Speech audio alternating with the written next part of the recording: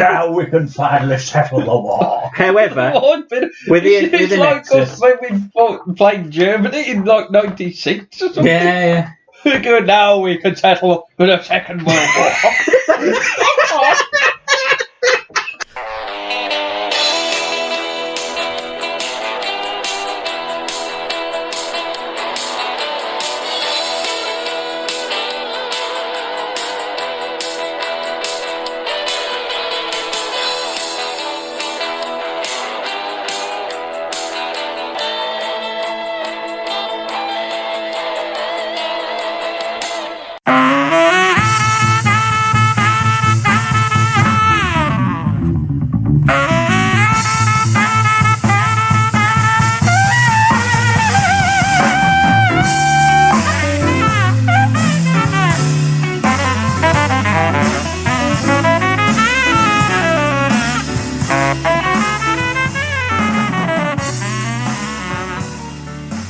Hello, and welcome back to the Young Wrestling Podcast that exclusively rebooks, reviews, and reimagines the worst of wrestling's past.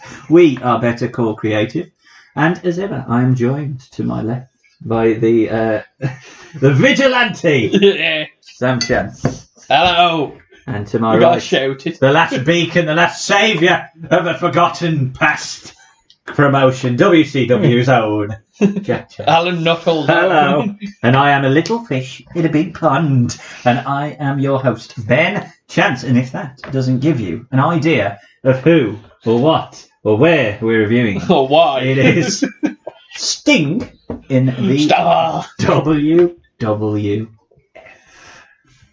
You enjoyed seeing Sting in the WWF? Oh, yeah. It was crap, but I enjoyed watching it. Jack? Well, not as much as I thought I might. Yes, well, I I've am. enjoyed bits because of you, basically. I don't like Sting. But before we get to that, Sting made his debut on the 23rd of November 2014 at Survivor Series. Another famous person might have debuted at Survivor Series. I don't know. King Gobbledygooker. The Gobbledygooker. So taking us back 6 years to the world of 2014, topping the UK charts was Wake Me Up by Gareth Malone's Choir. Oh, God. Getting ready for Christmas.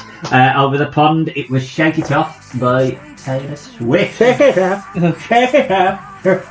I couldn't. I know that. I'm trying to think of the other one. I'd sing it for you. I couldn't find a WWF magazine because I think it's all gone a bit kiddie now, isn't it? The latest magazine. Yeah, I think it's just a kids' magazine. Yeah, they'll come with pugs. I don't know, they're too dangerous, might get paid.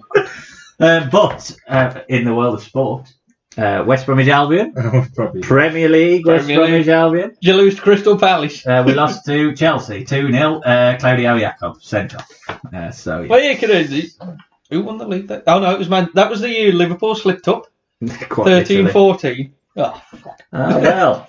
oh no, it was. It This would was have been 14. 15, yeah. Oh, it was still shit. Well, I can tell you who Liverpool got on because they lost to Crystal Palace. Oh, bloody Palace! 3-1. All the fucking time, Palace. But Jack, our resident football expert, who do you think was the goal scorer for Liverpool that day?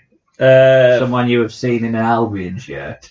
In an Albion, Ricky Lambert. Ricky Lambert. Oh, my Yeah. God. How did he score? It's shite. 2 minutes in, 1-0 Liverpool, Ricky We Lambert. signed him after the back of that. No wonder we lost to Palace Yeah, after that. White Ricky Girls. Lambert. My God. So there you go. That was the year 2014, 6 years prior. We weren't under lockdown, but we were still losing matches.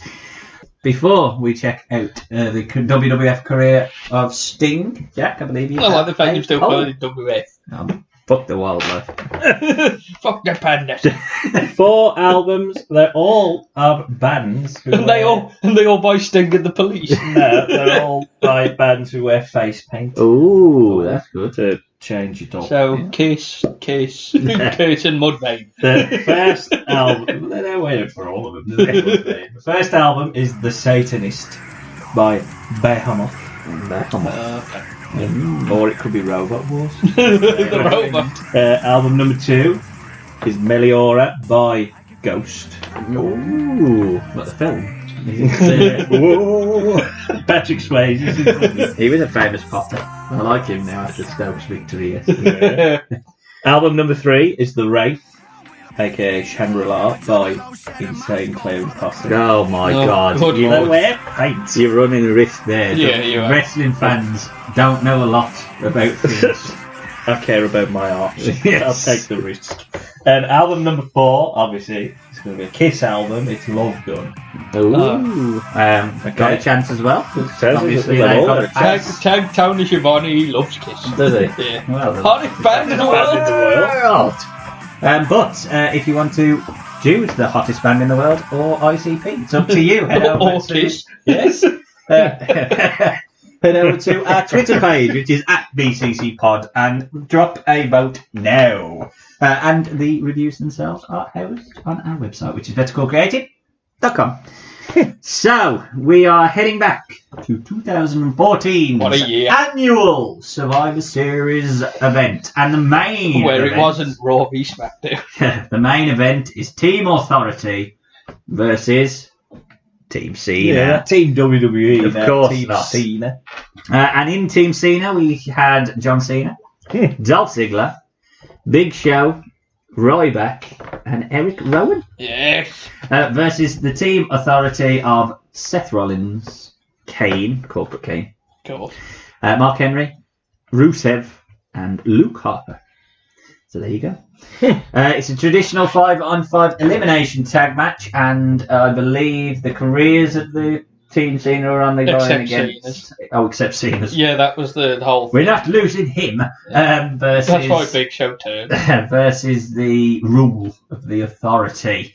Well, let's just go through the eliminations then. Mark Henry was eliminated first by Big Show. With the It was KO. quite quick, Laura. Just Yeah. as a bell happened. Ryback was eliminated by Rusev after a curb stomp by Rollins and then a Sabiat kick. Rusev was put through a table, so was counted out Yeah, of the see, match. he hadn't got pinned, had he, until Cena No. at Mania. That was how to keep him undefeated. Or Is that what they did? yeah, that's how they stopped They him kept from him. taking the fall. And then just Then fed him to see Cena. the absolute arsery of Cena. Rowan was eliminated by Harper with a discus clothesline. Cena was eliminated by Rollins after a KO punch from the Big Show with a big turn. And then Show eliminated himself by Right, just walking counting off. himself Why, out. why did he eliminate Henry? That's a very good point, really. Why did he punch Henry? And It's then 'cause later on he went, he's I wanted been on to my be my bus. friend. He's been on my bus. Good point. He didn't flush the toilet on my bus. Which left us with Dolph Ziggler versus Kane, Luke Harper, and Seth Rollins. The Authority are perfectly set up to win the match, but Ziggler eliminated Kane first of all after a zigzag, and then rolled up Harper with a Zig-and-zag. schoolboy. So the match is now perfectly set up, perfectly booked as a one-on-one match between Ziggler and Rollins. So picking it up from there, Rollins stomps Ziggler down and tosses him into the barrier as Lawler confuses the universe with the nation. That's the nation. The universe. I'm assuming And that Vince TNA? McMahon was Yeah, losing it was his the nation. shit. That was TNA, wasn't it? There's 2 near falls on Rollins after a DDT and great acting from Triple H outside. A Fameasser as Triple H tells J&J to do something. The zigzag, but Triple H pulls out the referee and clocks him. Then the J&J security attack Dolph Ziggler. Crowd are going absolutely mental. Ziggler takes out all 4 members of the Authority and manages to hit a zigzag again, but another official is taken out. Michael Cole is going absolutely apeshit. There's a big clothesline by Triple H and a pedigree. Rollins is draped over Ziggler, and out comes evil referee Scott Armstrong. Evil. Goes to do the count, but gets distracted by as the crow sounds out, and rather than tease what that could be, we see Sting's face immediately on the title Yeah. track. And somebody And, moving that chair in the Somebody back. moving the chair. Yeah, someone moving this. And the crowd go absolutely ape shit. Completely goosebumps bringing debut, to be fair. Comes out and lays out Armstrong straight away. and steps across the ring from Triple H. They have a face-off and the crowd chant, "This is awesome." I thought you said this is autumn. I was going to say it is. It's November. Well, they just reminded him of the season. Yeah. They have a face-off, and after a couple of, about a minute, Triple H flinches first, misses his right hook, he's hit with a death drop. Rollins is still out from the zigzag, that powerful zigzag move. Just went to sleep. Yeah, and Sting drapes Ziggler across Rollins. The ref pops in and counts the win. So Team Cena is announced as the winner. The Authority is officially done for the rest of this podcast. We will never see the Authority again. Cena, though, has to steal Ziggler's moment with a hug. And Vince McMahon's favourite song, "Na Na Na Na," is played by the crowd as a despondent Triple H and Stephanie scream about. Need I ask your opinions on that debut and the bit of the match that you saw? The match was just the typical Survivor Series match. Although why was I asleep for about 20 minutes? Maybe, yeah. But the debut was good. I think it would have been better with the 2K when they had the orchestra. Having that on the screen instead, I think, and playing. They could have played that theme at least once for him. That's the best Sting theme. I thought Metallica. The man called Sting. That should have played That would have been brilliant. Brilliant. Come back as a surfer. I like the surface thing. With his tomato head. It's the man called Sting. That would have been brilliant if he'd have come out to Surfer Sting. As the crowd Lovely. there. He's all down and depressed, but he's got such a happy song. Jack, thoughts on his debut? Yeah, I thought it was good. I mean, he puts him straight in at the top, which it needs to be, because it's Stang. And obviously teases a match with Triple H, which we may or may not see in the future. Who knows? We do. And yeah, I thought it was good. I liked it. Enjoyed it. I thought it was very good. A fantastic debut, to be fair. I can't think of many debuts since then and around this era that was as good as that. And Adam Rose. I thought the match in itself, because if you I watched most of the match, and the crowd is just so hot. Oh, they loved it, didn't It's because people was fed up with the Authority. That's what I mean. That's the beauty of it, though, because they are just natural heels. They are hated. So putting Sting in that role, except Triple H when he does the intro to NXT takeovers. Well, yeah, or the next promo that he might do might possibly then be a face. Oh, DX are here. I'm a face now. Yeah, exactly. But yeah, I mean, all in all, I thought it was really, really good debut, good match. And Ziggler's the right winner. Got to be him over Cena. Does have to be. I don't know. It could have been Eric Rowan instead. And nitpicking, I suppose, that WWE, as much as I'm giving Ziggler the win, they are still having him be saved rather than Cena be saved. We can sacrifice Ziggler. Yeah. And I agree with you. I mean, I would have preferred him to come out and beat up Triple H a bit quicker, so at least it didn't make the two in the ring look like retards. Yes. Wake up! The next time we would see Sting in a WWE ring would take us to Raw on January the 19th, 2015. One of the stupidest calls I've ever heard on this. On this? Yeah. Oh, yeah, I don't know whether I've picked that up then, so we'll get to it. In true WWE style, the firing of the Authority lasted 4 weeks, and after teasing an attack on Edge, Rollins managed to get Cena to bring back the Authority. Within weeks, their reign of terror is back on, and the main event of a Raw reunion-style show sees Cena take on Kane, Big Show, and Rollins for the jobs of Ryback, and Ziggler. Yeah. Fucking hell. Was Ryback at Survivor Series? Yeah, he was on the face team. Down by Rusev. Yeah. Cena was getting counted out after being taken out by the Big Show, but Cena does his Cena dive back into the ring. Oh, that pissed me off. Right at 9. Triple H is there, he's dead, and it's like, whoa! Yeah, that's what made me off. Mushroom. Oh, you got to play that Mario sound effect. Definitely. Kane hits the choke slam, but he kicks out. The curb stomp is set up, but suddenly Sting appears on the screen. Oh, is it a picture? Yeah, already Cole is referring to him as the Vigilante. However, JBL believes that that's not Sting. That's a photo. It's brilliant. How vociferous she's like, that's a Sting! That's a picture of Sting! Knuckle! That's not Sting, that's a picture of Sting. It's just a picture! Well, it's not. It's Sting. And he walks out on stage and points at Triple H, and the distraction allows Cena to roll up Rollins and then pick finger up him the win. too. Yeah, but then Cena goes full Cena. doesn't he? Oh, Gets more the arse kids or by the something. face and then right in kid's face. Like, fucking hell. I'm only a kid. Put your brain away. The three-eyed Ryback player! Oh, Cena. Did somebody say Eric Rowan? Nobody wanted this, Cena. We wanted you to lose. We wanted you to be fine, damn it. Peter! Cena's already the star. You're supposed to be in this podcast. If you get more of him later. Triple H afterwards goes mad. Triple H says Sting doesn't belong here. Oh, And then to round out the it's when show... he just shouts Sting. The Or is that the next one? Like, Yeah. it's like the He's on the Eugene top- he's promo. on the table here. Yeah. And Lesnar is out to build up their match at Royal Rumble with Cena and Rollins. And if you want a review on that, check out our archives now for Royal we've done Rumble that show. Oh, yeah, the Rumble. 15. So you know where it goes. from here. Pre-lockdown, that was one. The next Royal Rumble is not too good.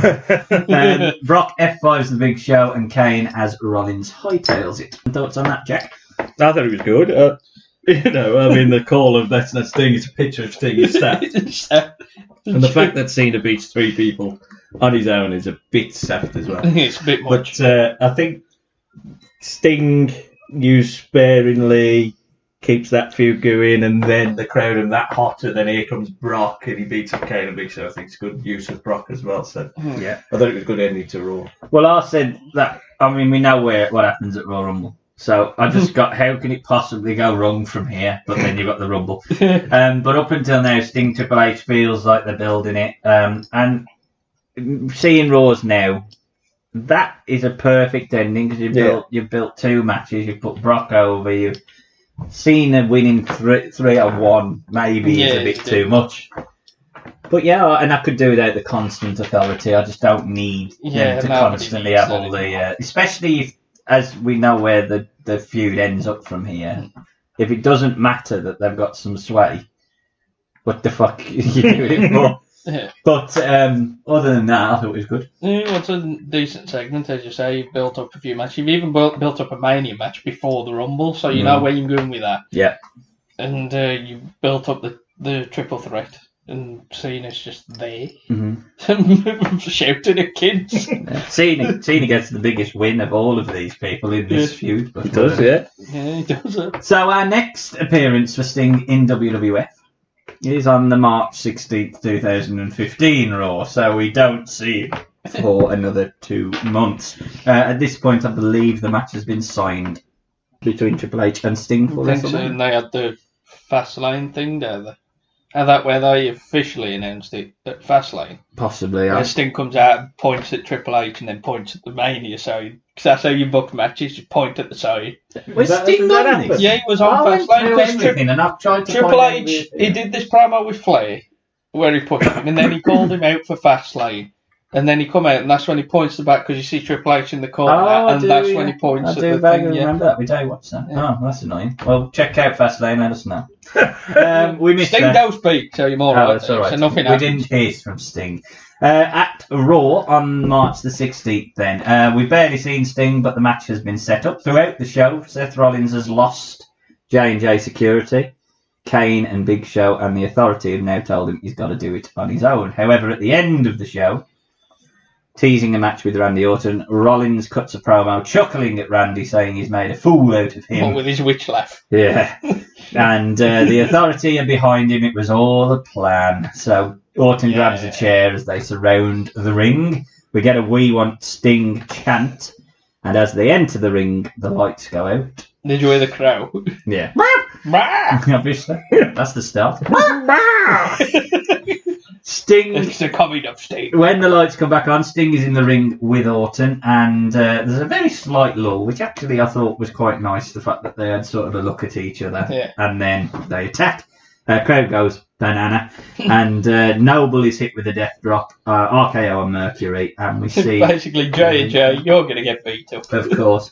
See the replay to see the show out, and after the show, Sting cuts his Baby! Promo. Come on, baby! Smoking good. Smoking good. Which is on the Smoking network. guns! Is it Billy or Bart? Bodacious Sting. But if you do want to check that out, it's on the network. Sam, how are you? Thoughts of that? It was a decent little way to promote both matches because Orton had been booked against Seth and at this point he'd been excommunicated, to use a 2010 word. Which was a good match as well, mate. Yeah, it was. He had that thing quite there, lovely. yeah. And it was a good use of Sting. At least today, see the promo on the show. As much as I do like Sting, Don't give him a mic. Don't give him much of it. Give him very limited promo time. Jack. Yeah, I enjoyed it. I thought it was really good. I thought, Sting just appearing in the darkness there, and then the little look, I think was good. Teases that they could do something in the future, maybe, if they wanted to. And then obviously it keeps Orton strong, it turns Orton face, though. I think this is a segment. In a sense, where it in is effect, face. Keeps Sting strong, still teases the match with Triple H, teases the match with Orton Seth at Mania. So yeah, I thought it was really good. Yep. I've got no issues at all up to now. Without seeing every single show between now and from when we last saw him in January, I feel pretty, contented with how it's been built up. Sting's obviously coming to eradicate the Authority and their evil reign of terror. He's got rid of the Authority, stopping him from being in power. I'm okay with the length of time without him being on TV. You don't need him on TV too much. And like I say, pretty happy. Good ending to Raw. I think Michael Cole hit the nail on the head in terms of it being a key moment in Raw history. Yes. I must admit as well that Cole was pretty good throughout all of this. He's not except quite for one match. 2011 Dick. Which we'll get to. But before we do, the next time we would see Sting, he would be opening the show the week following, which is March 23rd. Opening the show, Sting has been invited to Raw to address the crowd by the Authority.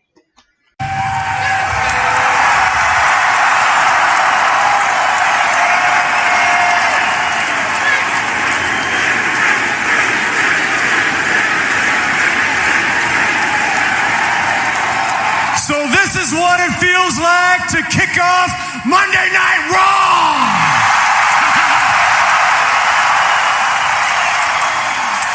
Woo! I've been known as the WCW soldier, and over the last 14 years, I've watched Triple H climb the ladder right here with WWE through manipulation, backstabbing, undermining, whatever he had to do to get to where he is now at the very top. I guess he thinks he's unstoppable. Like there may not be any kind of consequence. And yes, although I am the last soldier standing for some forgotten war, I'm not here to fight for WCW. That would be ridiculous at this point. I'm here for one specific reason, and that is to take Triple H down.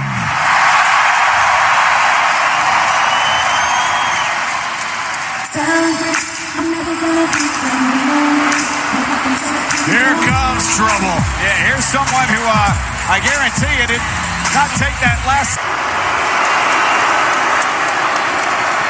So this is what it feels like to be in the ring with the Stinger, the last holdout from WCW. I mean, congratulations, Sting. Now you know what it feels like to make it to the big time.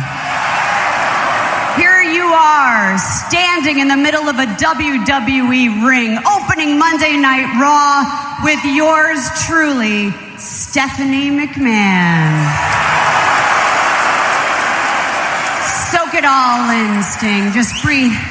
You're also that spoiled little brat who's had everything handed over to her in this life and somehow believes that she earned it. But hey, it's nice to finally meet you, Steph. Thank you. I can understand and appreciate why you may be lashing out at me defensively. It's because you're intimidated. I mean, really, in WCW, you are this great big fish in a teeny tiny little pond. But here in WWE, you're like a minnow swimming in the ocean. But let me remind you of who I really am. I am the daughter of the man who single-handedly eviscerated your career when WWE defeated WCW in the Monday Night War. Now, give the devil his due, Sting. You know, I admire your loyalty. You know, you never thought of leaving WCW. We never even got a phone call during that time. But, you know, dogs are kind of loyal, too. And sure, you can paint a dog up and they can do a lot of different tricks, but at the end of the day, dogs are kind of Cole stupid. immediately reminds us that this is the anniversary of WCW being bought by WWE. JBL tells us that he's a big fish. He was a big fish in a little pond. And then Sting comes out. Sting goes To be full on... fair, Sting does bury everything the announcers have said. No, well, Sting goes full on Sting. And goes, whoops, woo, woo. All that sort of shit that he does. He does all the whoops. And says, this is what it feels like to kick off Raw. He tells the crowd that he is known as the WCW soldier. No, you're not. Yeah, he's watched Triple H's rise to the top. But Sting tells us he's not here to fight for WCW. That would be ridiculous at this point.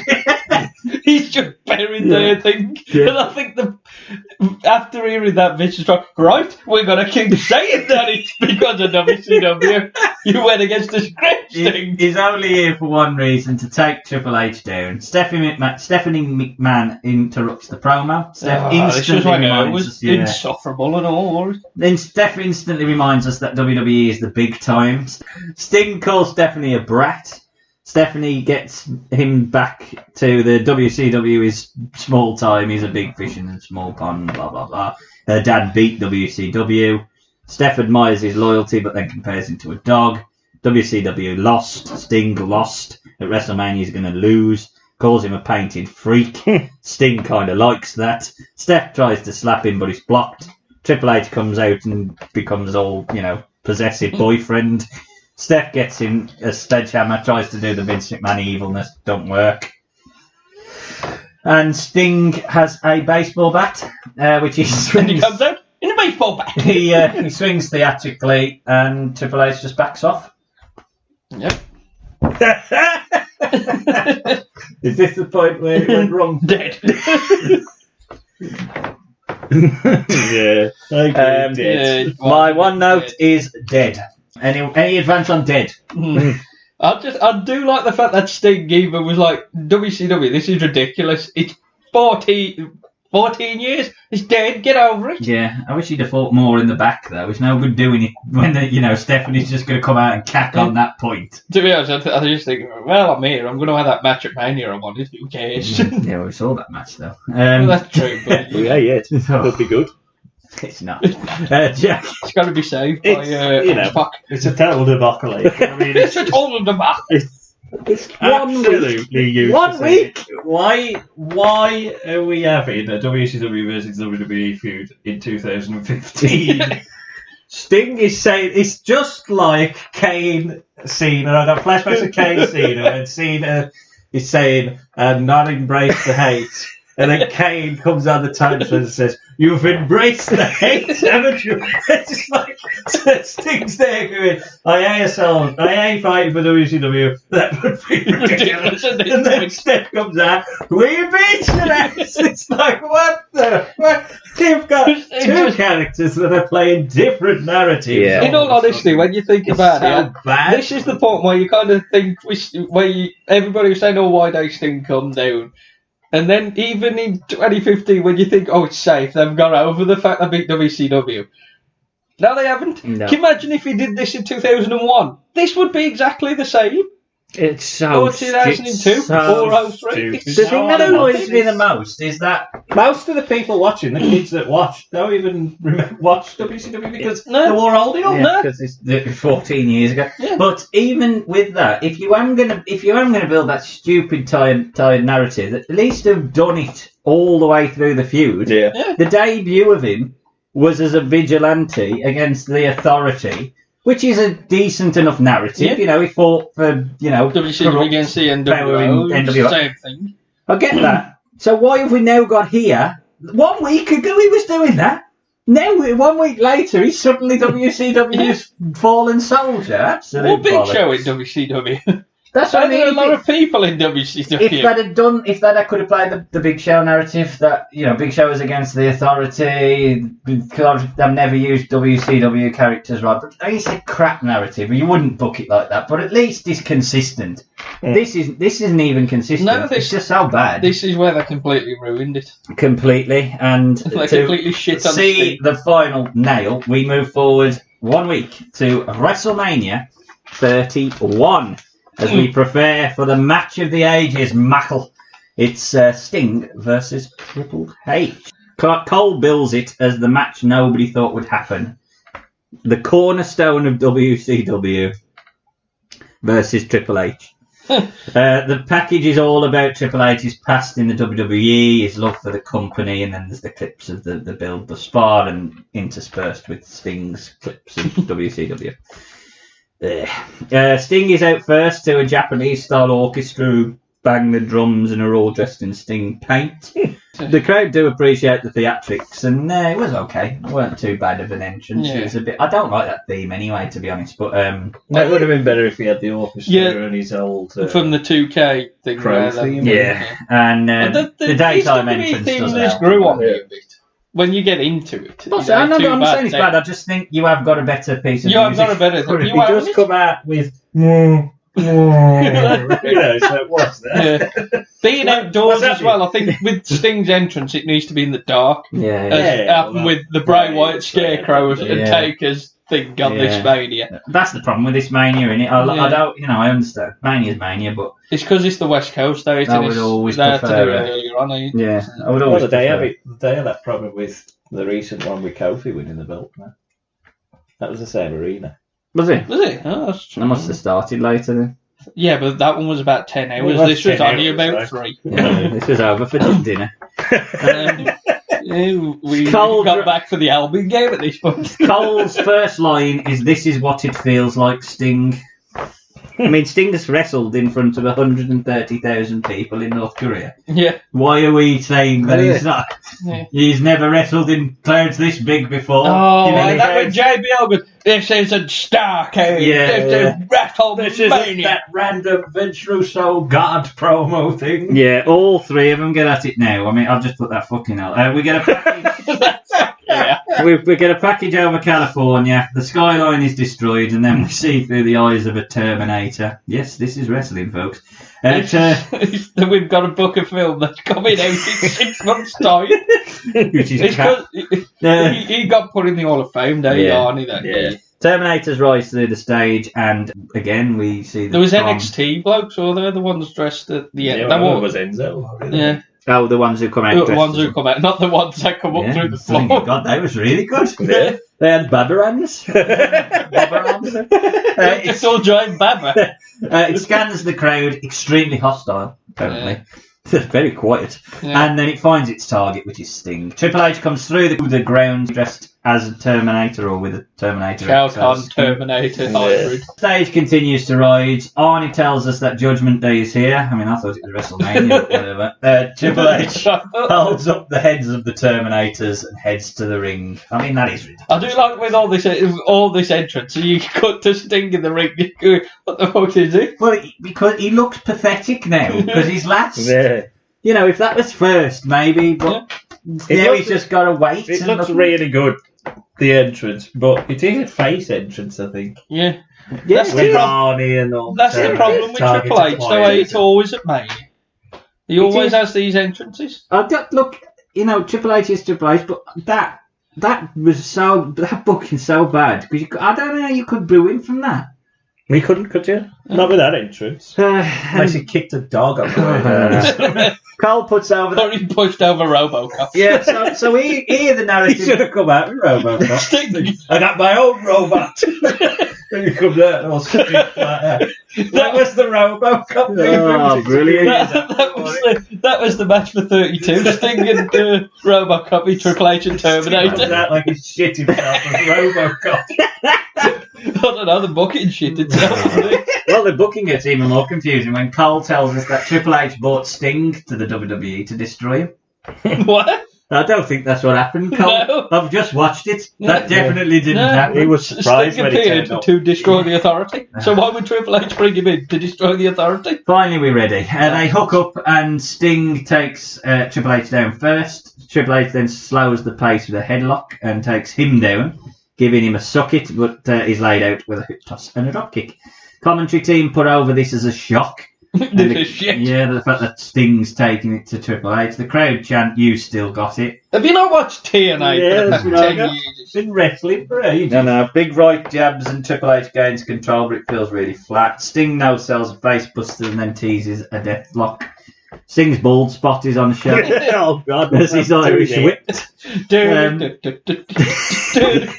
Rick Mail He here. got Rick Bell. He turned into Nicolas Cage by the end of it. Sting misses a Stinger splash outside and is tossed into the steel steps. There's a big suplex from the outside in by Triple H, which gets a 2.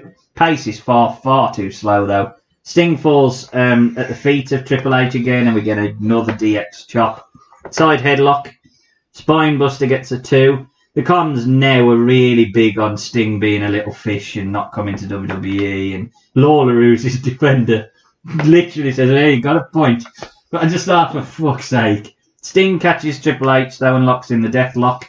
And then DX's theme plays. Yes. Billy And out comes Gunn. Billy Gunn. And outrun, and I'll use that term loosely, the Outlaws and I don't know, Billy Gunn had a good sprint. Billy Gunn's in Billy Gunn. Billy could Gunn's in probably, shape. yeah. good now. Yeah. He does. Yeah. X-Pac, I think, went the wrong way. Yeah. He's got to find his dog.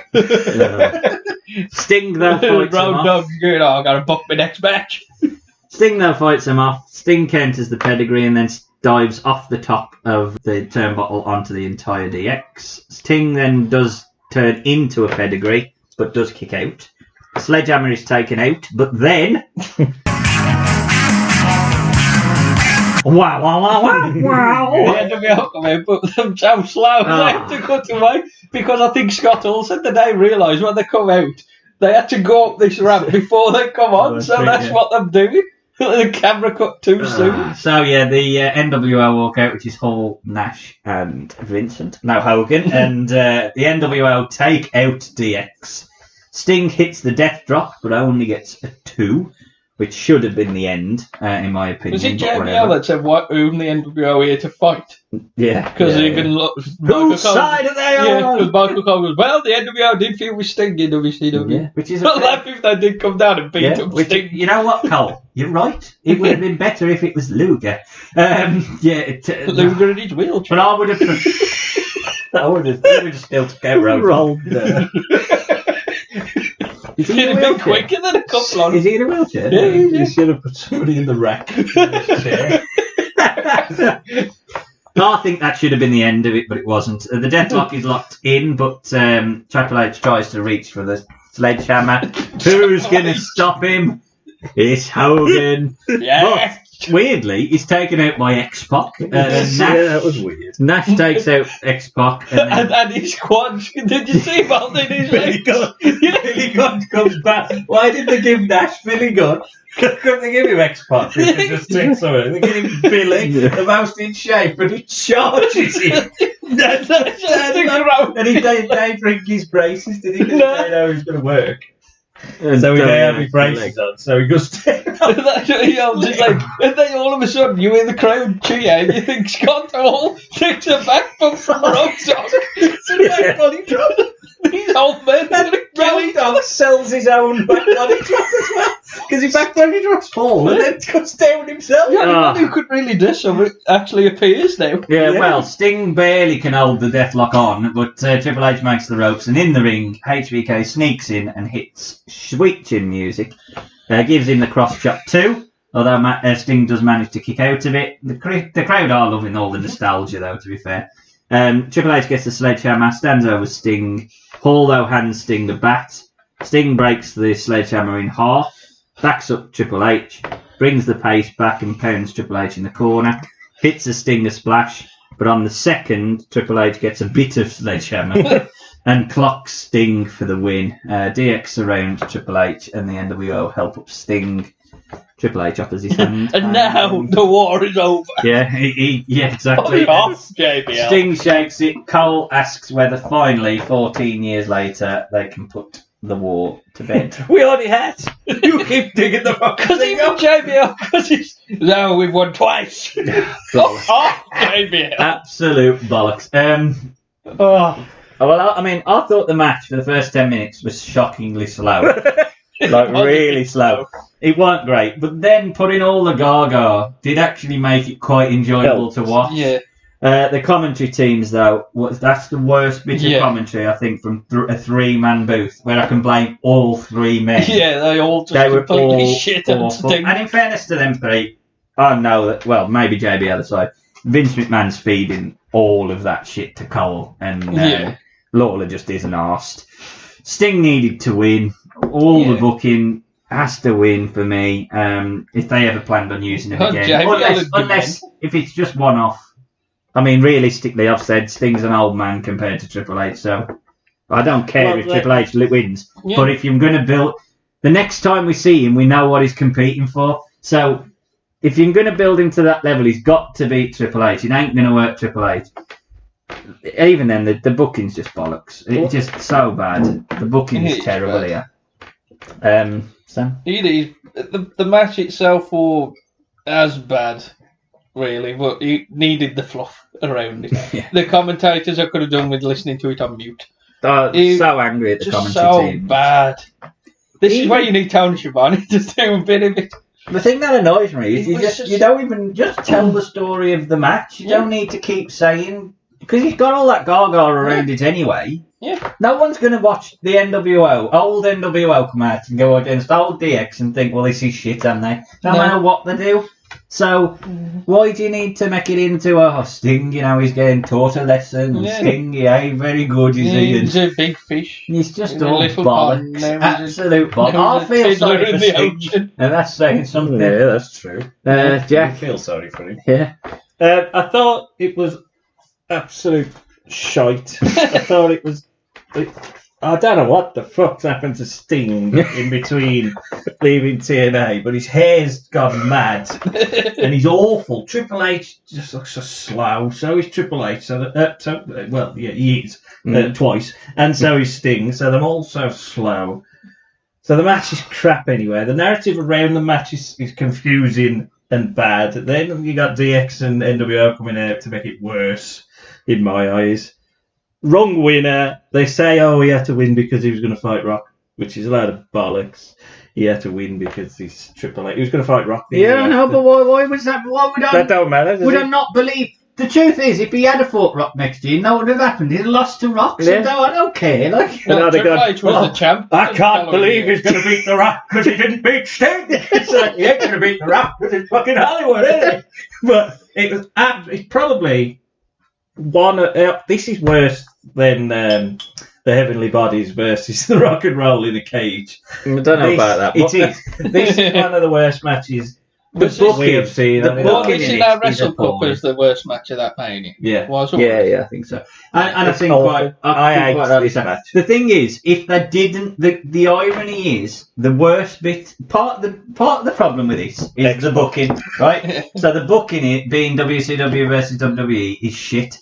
Yeah. So one of the things we should be arguing should be taken out is DX and NWO. If DX and the NWO didn't come out in this would have been bell to bell one of the worst things I've ever seen. They saved that match. It was the first 10 minutes of this match was terrible, literally terrible. They didn't save it. They sort of just make sure it don't take as many bumps. Well, it's just nostalgia. It's just nostalgia, isn't it? People have always... It could have been the Warlord and Bloody Barbarian and I'd have popped. I mean... I'd have enjoyed that. Yeah. At that point, it needed something. The best thing that sums it up is when Sting is trying to keep the deathlock on and can't squat. He hasn't got enough power in his legs to squat to be able to hold Triple H's legs.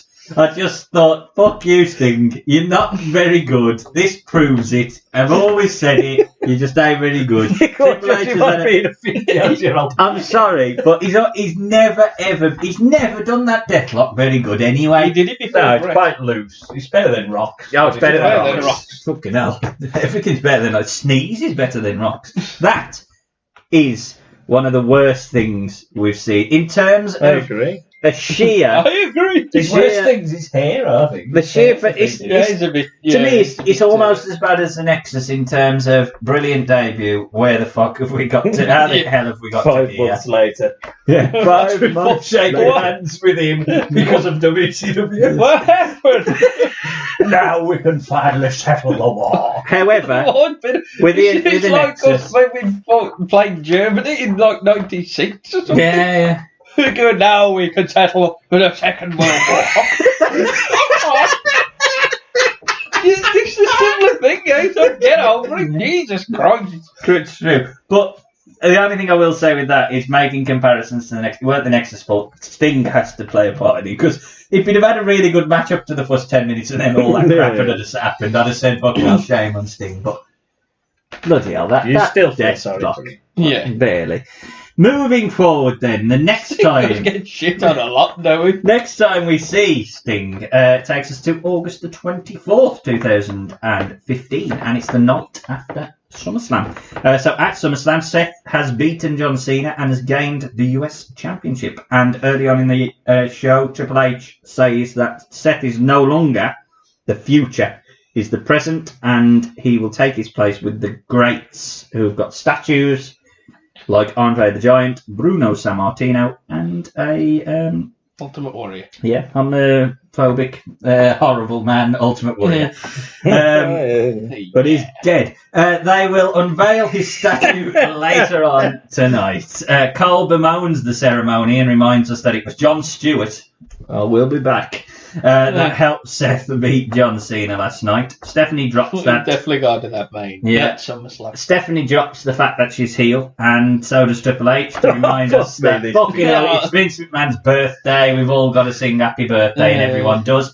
That's an after the show thing. Why are you doing it now? No, we're face now. And now we're bastards again.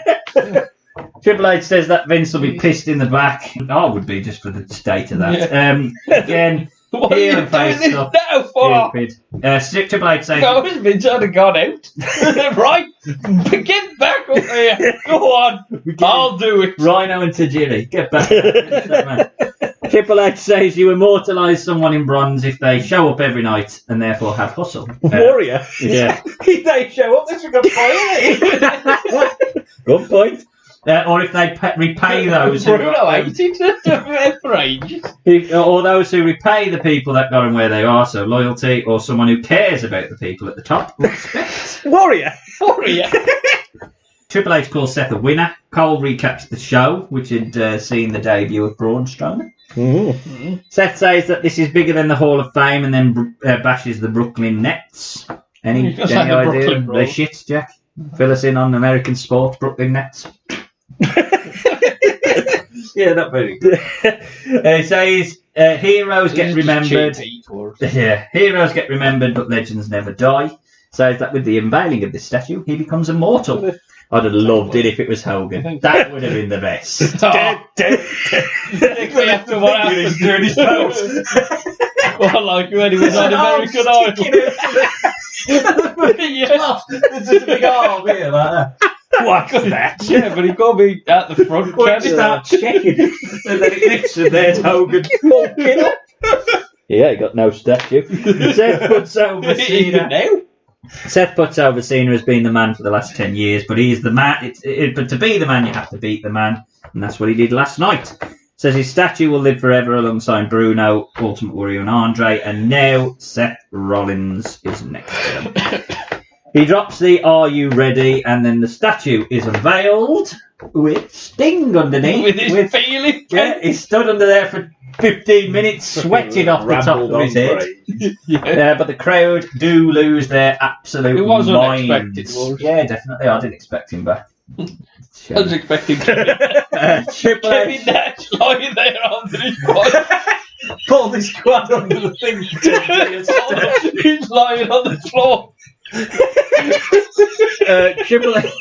Triple H and Sting, Triple H and Steph, who Poor Nash. I don't really understand where Triple H and Steph are in terms of Sting at the moment, but because last time they shook hands, but whatever. Sort of head out. Sting lays out Seth Rollins, hits a Stinger splash, and then picks up the world title. Well, Stephanie, did you see that before they cut away? He went to the belt, but it was the US belt, so they had to cut away. And then he had to Should have lifted up the wrong the one. other side. You I want the mid-card belt. And I want this one. I'm the workhorse. And picked them both up. I want both. He points at Seth, and Stephanie screams that he'll never be champion. JBL, though. This is brilliant at the end. Kurt Cole is ready to drop the line to reference what Seth said earlier about heroes. The legends live forever. He says it gets the heroes. JBL. Well, apparently, ladies and gentlemen, we've just been informed that coming up next, only on the WWE Network, an exclusive interview with Triple H about the situation that just went down with Sting. Triple H exclusively on the WWE Network right now.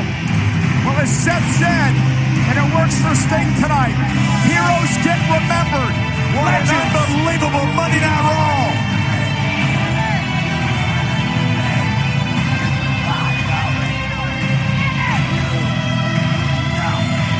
Just completely ruins it by jumping in.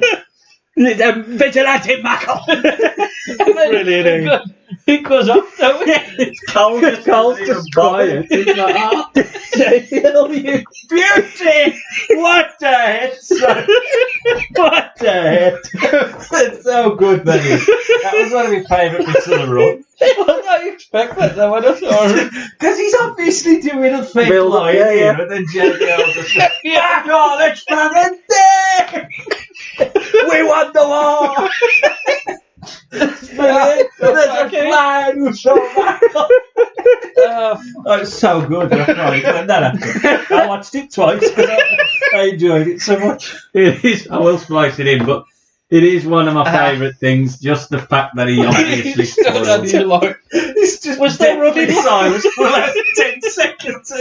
Cole just looking at him. Any problems with the reintroduction of Sting? I got backache. The promo at the start I didn't like. Well, Rollins was alright, but Triple H and Steph was annoying. Yeah. But the reveal of him instead of the statue is really good. Yeah. Really, really good. I don't know why he's afraid of him. I've beat him already. Yeah, I beat him, and I was slow. You've beat everyone for a year, apart from Ryback. But I thought it was really good. And JBL just made it even better. So. Well, I mean, as a reintroduction, the thing is, they get so much right. They get so much right in Sting. Yeah. This reintroduction is perfect. I can question, based on the booking, whether he is a viable candidate to be a world champion as he lost to Triple H. But taking that aside, he's got name value, and for a reintroduction, like Sam said as well, it's so unexpected. I didn't expect Sting to be fighting for the belt. So. He's still coming back from that war. I like fucking going on about it. Should have had a WCW shirt. Sam, between your kidneys aching, what's your thoughts? Oh. Mackle. Mackle. We did miss out one, which is disappointing. Obviously, more than one based on what Sam said. But a week later, it was announced that Sting would go against Seth at Night of Champions.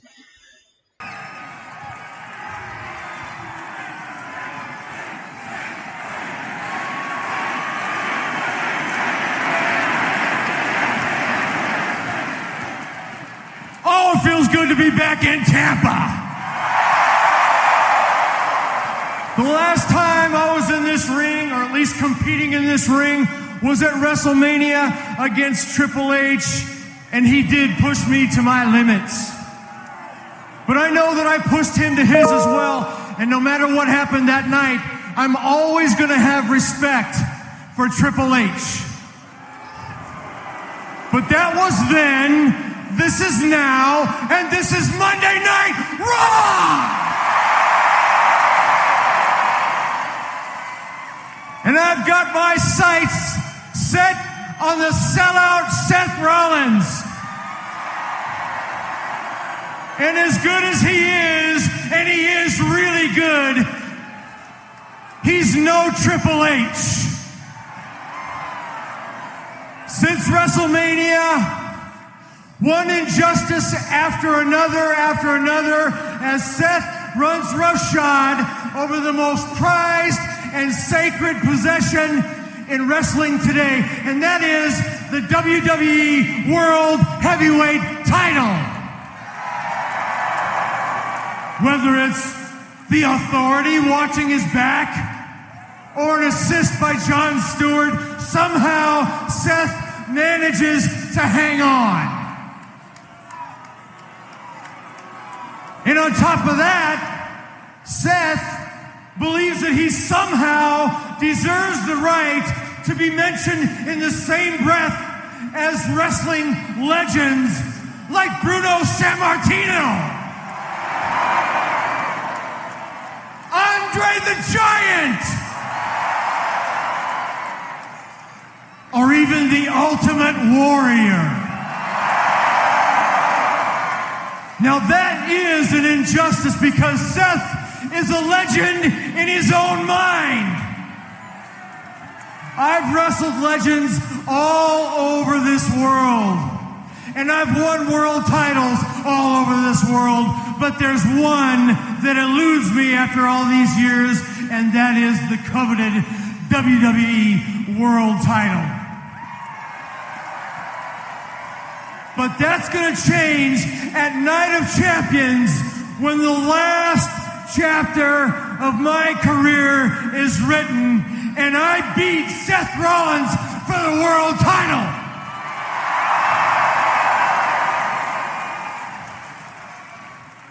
At WrestleMania, Triple H was man enough to stand up and shake my hand after he beat me, and at Night of Champions, I'm gonna prove that on his best day, Seth Rollins is not half the man that Triple H is.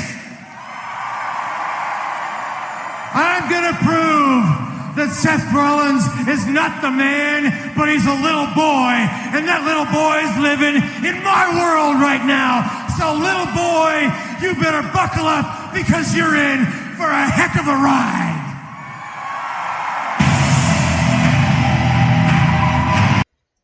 Sting cuts a promo saying that he always respected Triple H. Okay. He says thanks for ruining all that mania. He says that Seth is good, but he's no Triple H. He says that the Authority watching his back, no matter what Seth does, he manages to hang on. Sting is offended that Seth is spoke of in the same breath as the legends like Andre, Warrior, and Bruno.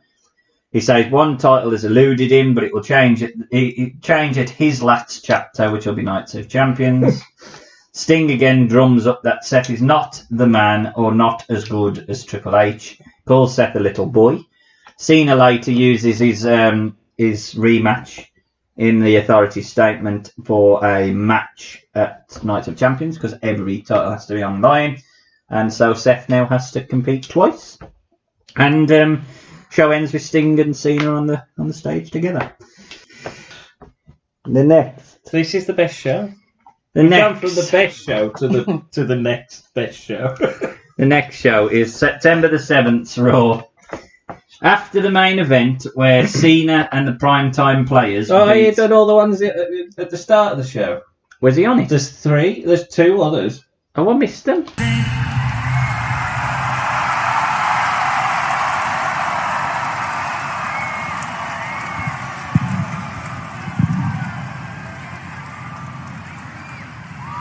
Seth, your statue, it doesn't belong ringside or in some office or some staging area somewhere like that. It belongs right here. with me.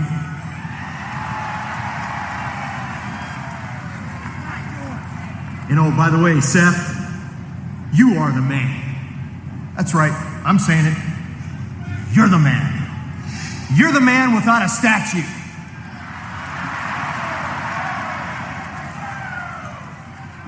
It's here. I'm here. Come and get it. I'm taking good care of it.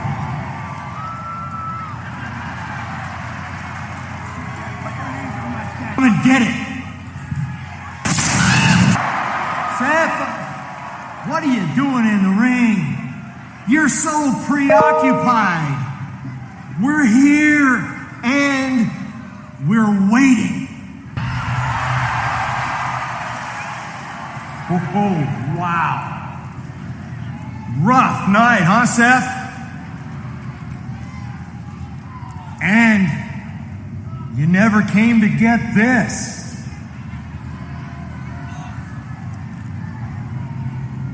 There's something else I gotta show you. Lights, please.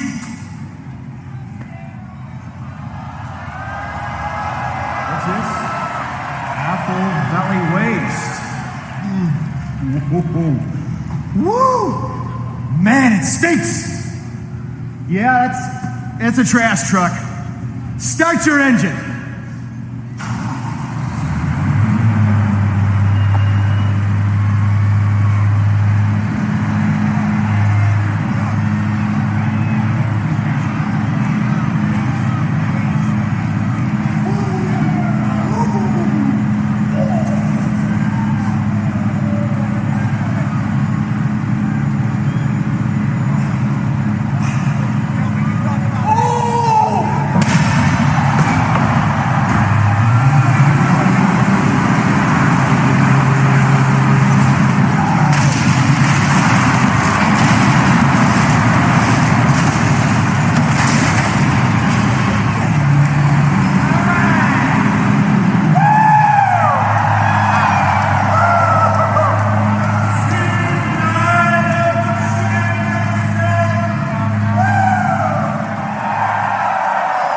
Well, the opener.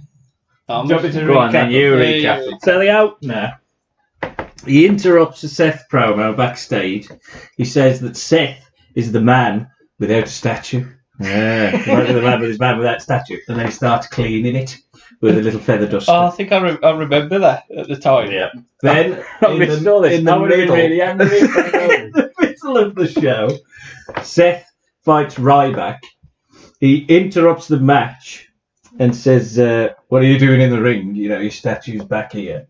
And then Ryback, who's Inter at this point, should have went for the Inter. Ryback beats him. Beats Seth Rollins, which is amazing.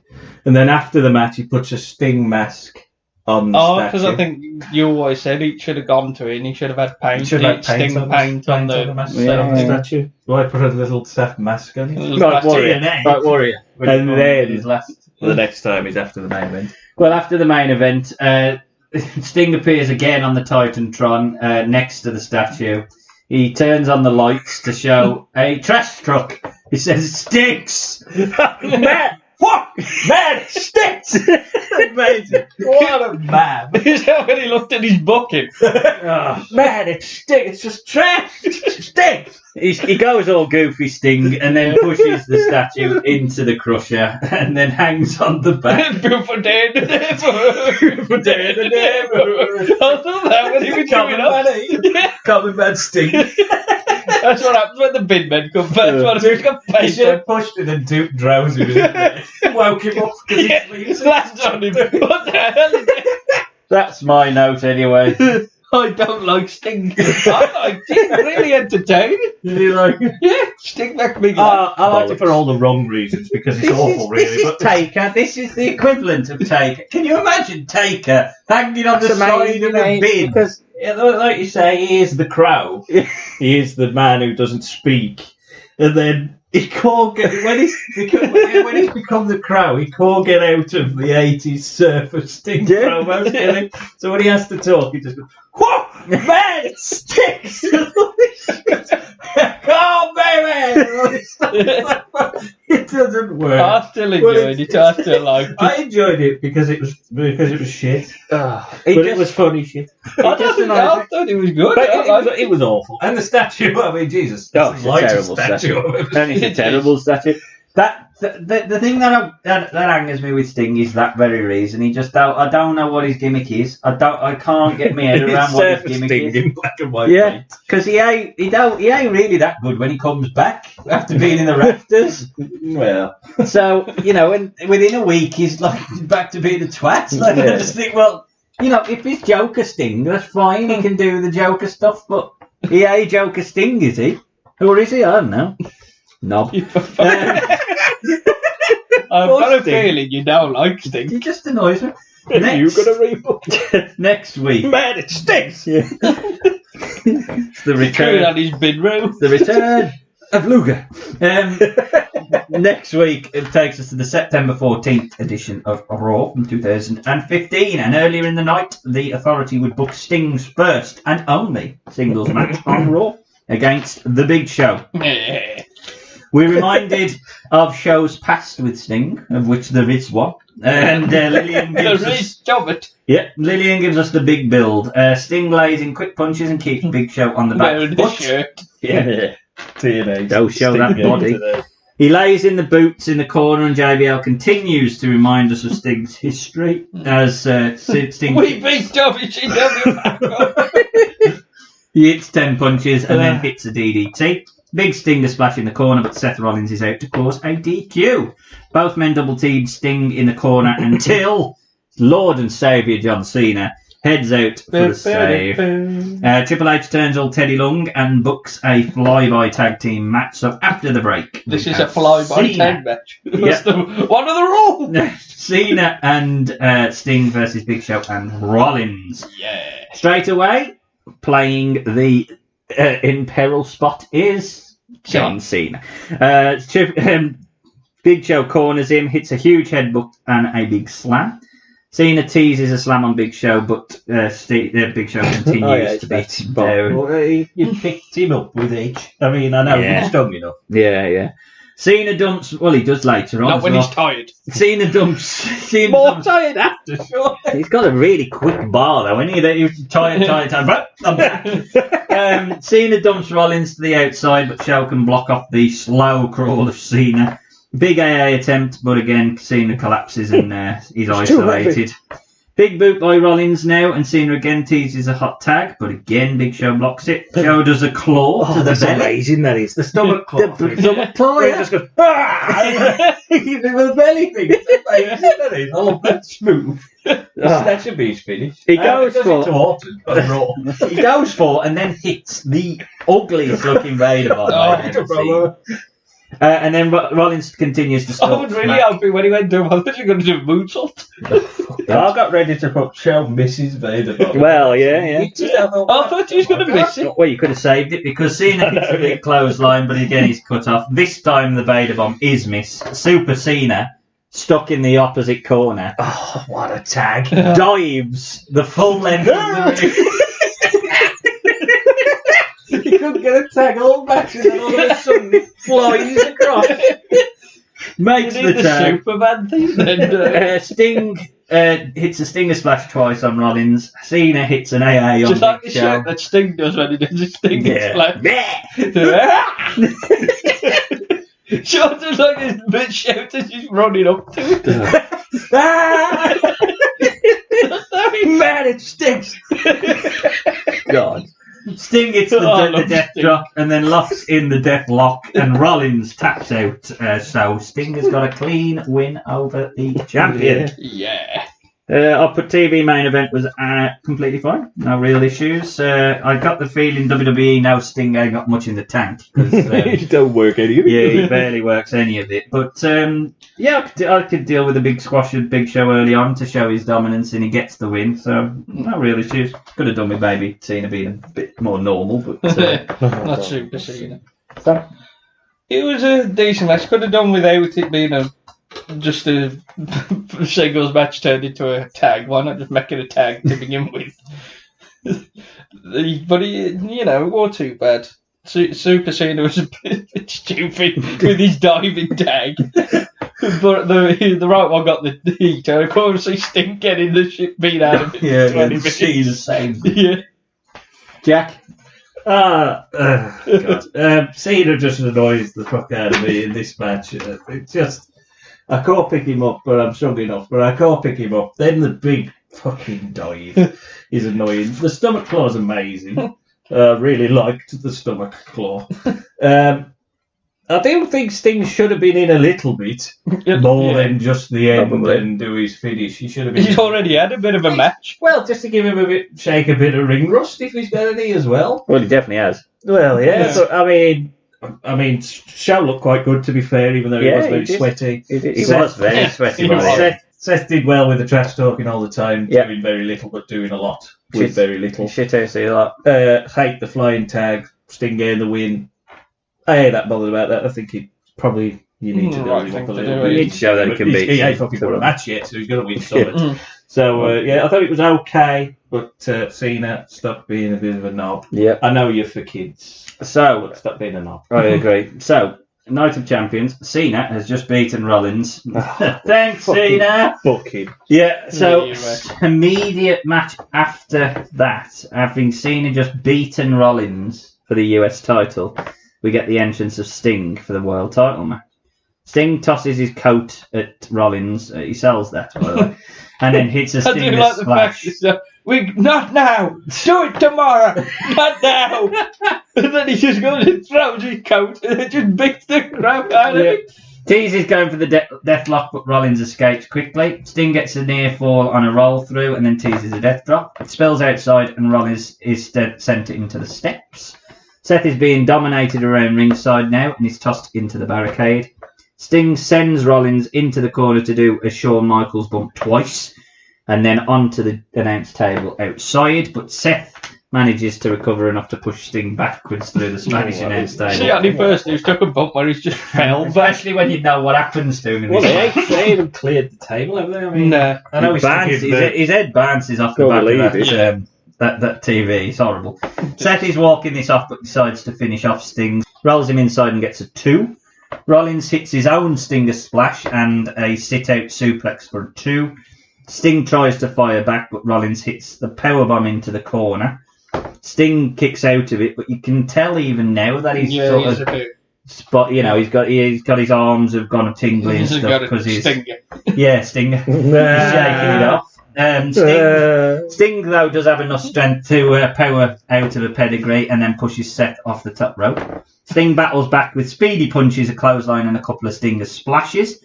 Seems to have shaken off the effects and then hits an ugly looking dive from the top rope onto Rollins. I mean, fair play for doing it. Yeah, fair play for taking it. Well, he's a big man. Yeah.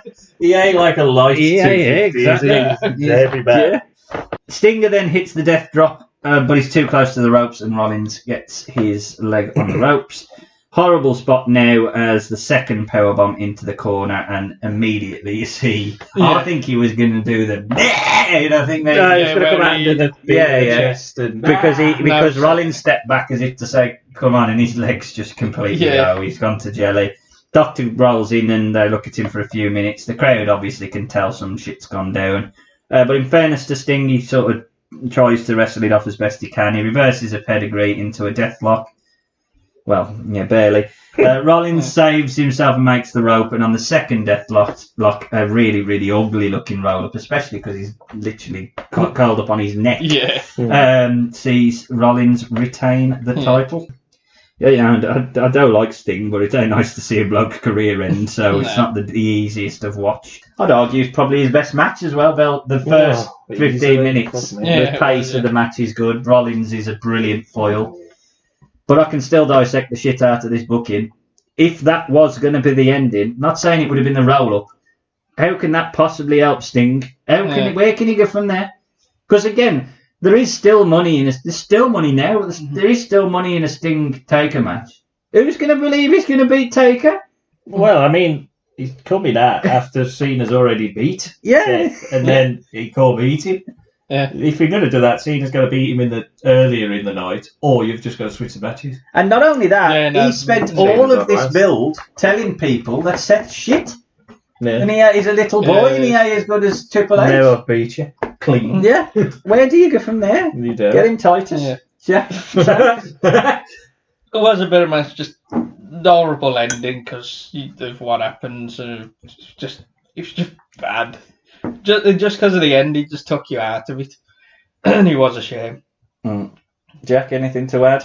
Well, I think Seth, he's so much like Shawnee because he just bumps around for Sting. He makes him look like $1 million, though, early on in the match. He's so fluid, so easy to work with. Makes him look, he takes on the big springboard off the fucking ropes. When he just pushes twice. He does it, I think. It's like ridiculous. Sting looks alright at times. Obviously, the ending ain't very nice, and you don't want to see that. And the booking of it after a match where he's already lost is stupid. You got to switch him round if you're going to have Sting win, or he's got to go on. Cena's got to be on first match of the night, and then he can be on last, so at least he's recovered. Yeah. But I thought it was okay all the way up until obviously the spots where it ends his career. Well, we think it does until the Hall of Fame will know. Yes, well, we'll before we round out the episode, obviously, 5 years ago today was the last time Sting wrestled in a WWE ring. Was it going to be his last match? We went and checked out his Hall of Spain, the Hall of Spam, his Hall of Fame speech from 2016. Who did he get inducted with, Sam? With Stan Hansen, Snoop Dogg. Legend. Did somebody say Snoop Dogg?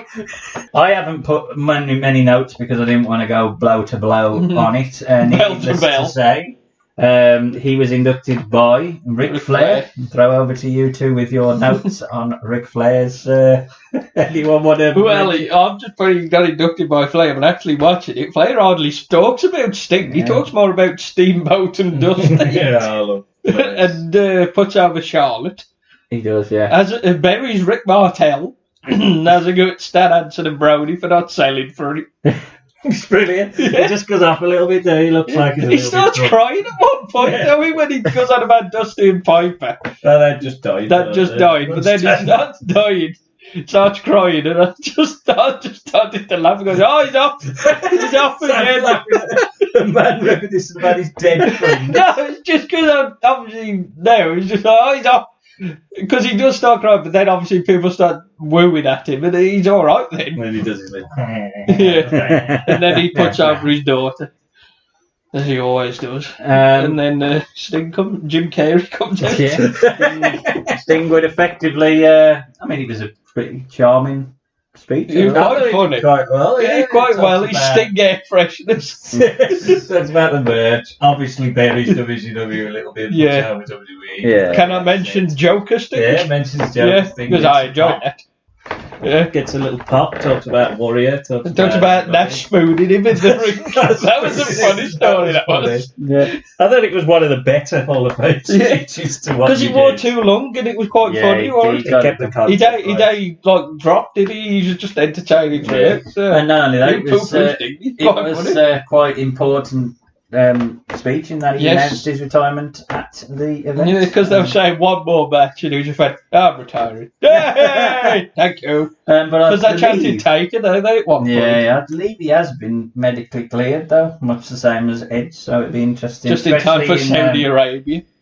Especially, nowadays you don't need to be able to wrestle to be able to have a wrestling match, do you? No, you can get 2 seconds. Well, they tweet that picture of him on a bike saying he wants to take a last ride with Sting.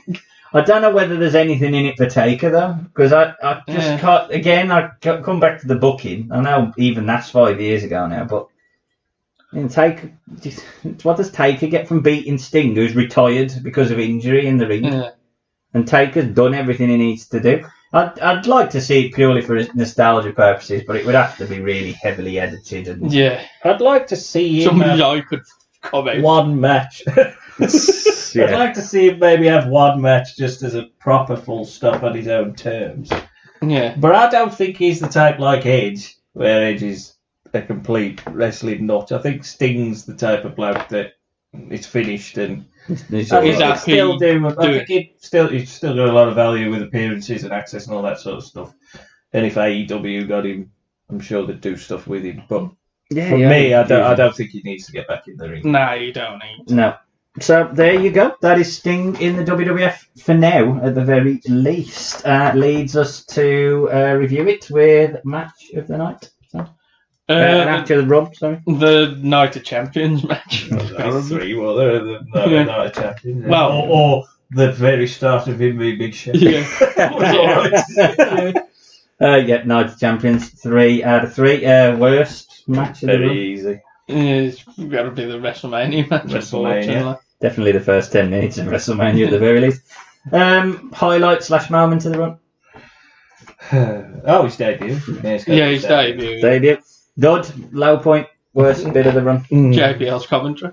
No, that was brilliant. Fuck off. That moment when he cuts him off. That was brilliant. That was good, but he's not good on we won the war again, Michael. Yeah, that's shit. The promo where it was turned into WCW versus WWF was more infuriating. But that is about the 3 commentary people in that WrestleMania match. I mean, the WrestleMania match was already shit, but when you then add in a load of shit on it, It just don't make sense, does it? it's really bad. And MVP of the run?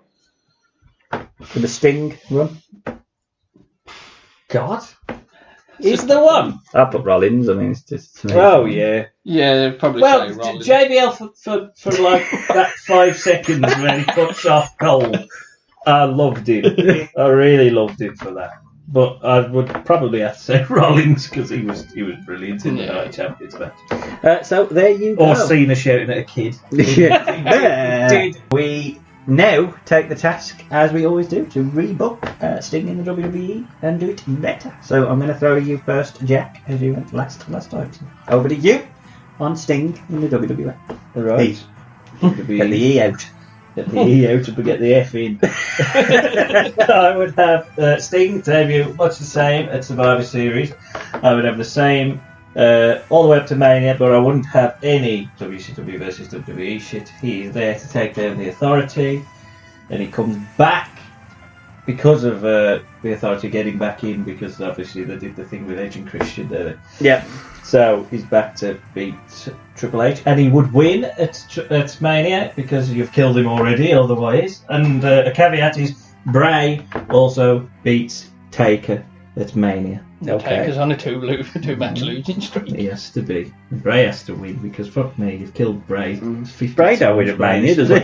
He never wins. Just give him summit. Right, Sting would enter a feud with Bray and Luke because Luke's back with him because fuck Luke, I can't do anything on my own because Vince doesn't trust me. Put him with Wyatt again. So he would not Eric. End up with. No, he's like got a Rubik's Cube at this point. He's Cliff Richard, basically. He's Cliff Richard, he's a tennis player and all. Sting's going to enter a feud with Wyatt and Harper because that's creepy. Yeah. And at SummerSlam, he's going to face Bray Wyatt, and Bray Wyatt would beat Sting thanks to a debuting Braun Strowman. Okay. Hell in the Cell. So you don't see Sting now until October. I've ruined that he's going to be at Hell in the Cell. Yeah. But it is his rebooking, and I have mentioned Hell in the Cell. So I mean, if it's Kevin Owens beat But Bray Wyatt and the family attack Kane after his title match with Seth, and Taker after his match with Brock, which is what happened. Yeah. Yeah. Yeah, actually, on Hell in the Cell, I've just remembered. That's it. That's got to happen. That happened now. Yeah. Then Kane versus Strowman on a Raw. Ends in DQ with the family attacking Kane. Taker out. Slow walk to the ring. But Sting would descend from the rafters behind the Wyatt family. You're doing it. Get up there, Sting. Going down from the rafters to beat him down to set up the Brothers of Destruction and Sting versus the Wyatts at Survivor Series. At Survivor Series, the Brothers of Destruction and Sting beat the Wyatts. Royal Rumble. I've skipped a lot. It's number 17. Well, eliminated. This is the one for the belt, Tate. Yes. Yeah. So in the Royal Rumble, Kane goes out by the Wyatts. Sting enters the Rumble and the Undertaker. They eliminate the Wyatts, but then Sting eliminates Undertaker from behind. And they have a stare off. Taker can do his mad, like... Mad noise. You motherfucker.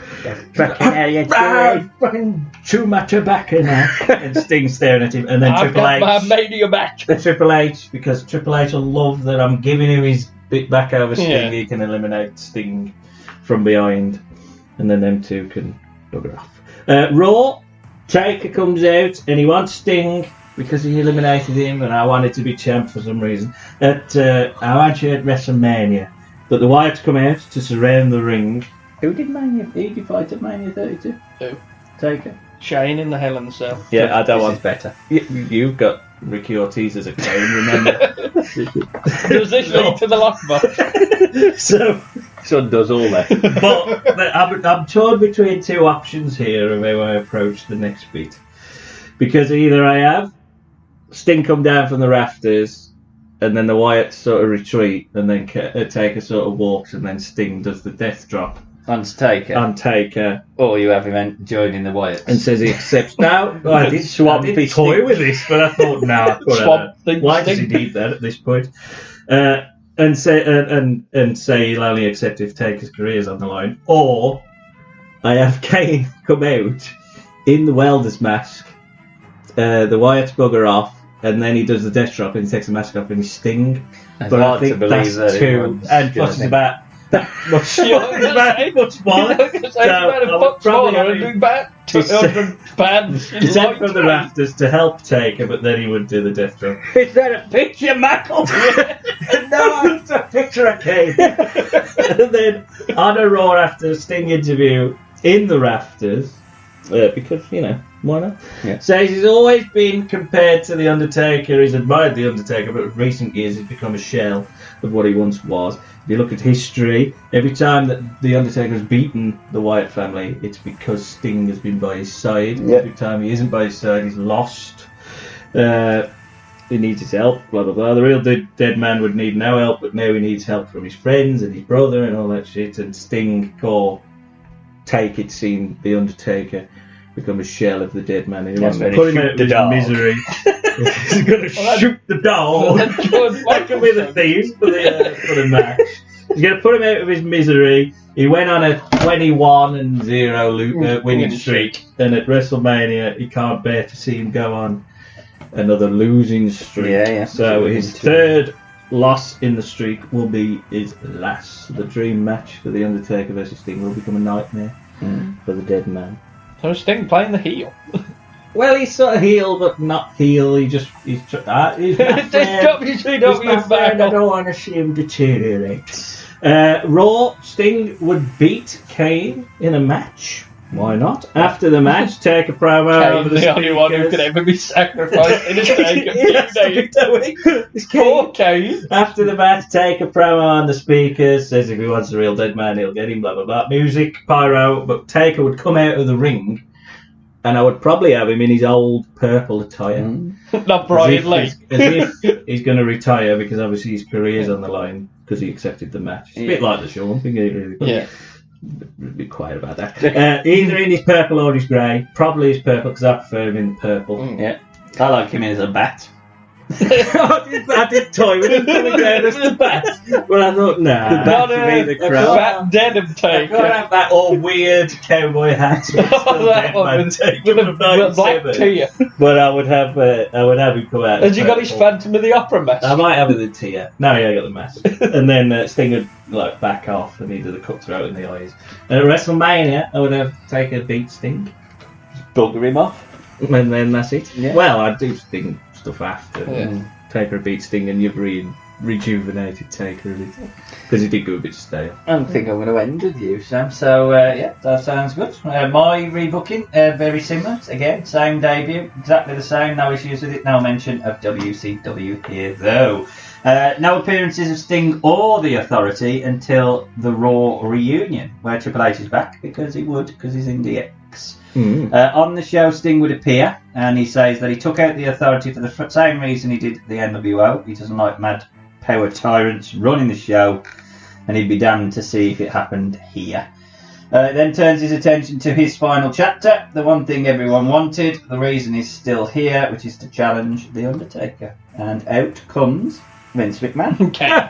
Vince McMahon walks out. He asks Sting who the hell he thinks he is. He says he turned him down for years, and he could have made him a star. He could have had match after match with Taker. He could have had the Mania undefeated streak, but he turned Vince down. And he chose to fight in front of 600 people instead of WrestleMania matches. Dig it to you now. Now WCW bending here. No. He says that Sting can't demand anything of WWE, and he doesn't get to walk in and get everything handed to him. Sting says that it seems that the cancer in the WWF is a little higher up than Triple H, and then he drops Vince with a death drop. Vince takes a bump. Sting, Triple H runs out. 70-year-old Vince takes a bump. Watery Triple H runs out and Sting bails, and then Vince makes the match at WrestleMania against Triple H. No return of the Authority, though. Triple H is fighting for Vince now.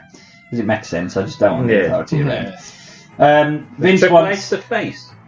No, Sting's the face. Everyone would still love Vince taking Did beat up OAP though. It's Vince though, isn't it? Kevin Owens headbutted him and beat him up when he was about 84. Oh, it's... Yeah, but Roman beats him up, don't he, at the end of the year. Roman anyway. No. Yeah, he's going to get taught a lesson by Triple H. After a few more spots where Sting would show up and shock Vince and Triple H, all that sort of good stuff under a cover and all that shit.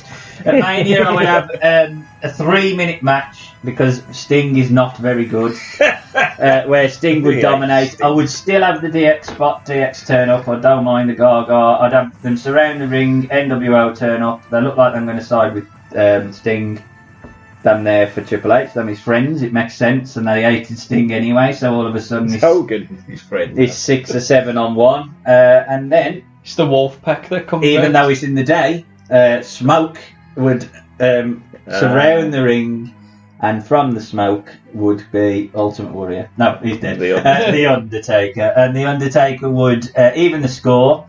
He'd take out DX and NWO. Wouldn't do the chokeslam on Hogan. Didn't work years ago. No, it didn't work in 2002 when the boat. Only the people who can bump. Everyone else is just smoked down. Billy Gunn and Billy Gunn. But they would Baby Road Dog. Sting would pin Triple H. Basically DX. Sting would pin Triple H and celebrate, but turn into a chokeslam from the Undertaker.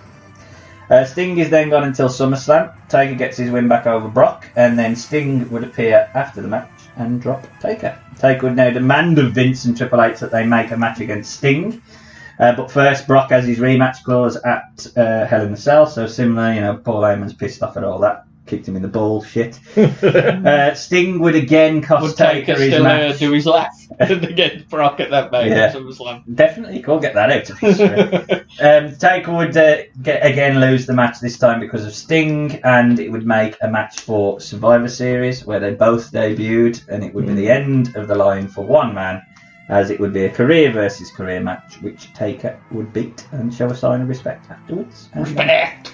Sting can piss off. Whoa, it stinks! It got a promo. It's beautiful day in the neighbourhood. Sting. Oh, baby! I did think about just not bringing him back as Crow, because I can't get over the fact that he talks as the Crow. I was going to make him surfer, but I thought I can't have a surfer. Well, he did Sexy to boy his period when he was surfer. That's what his transition. Yeah. So I might have had Shawn Michaels as well, because Taker might have just been pissed off that Shawn was doing anything physical after he retired. Good point.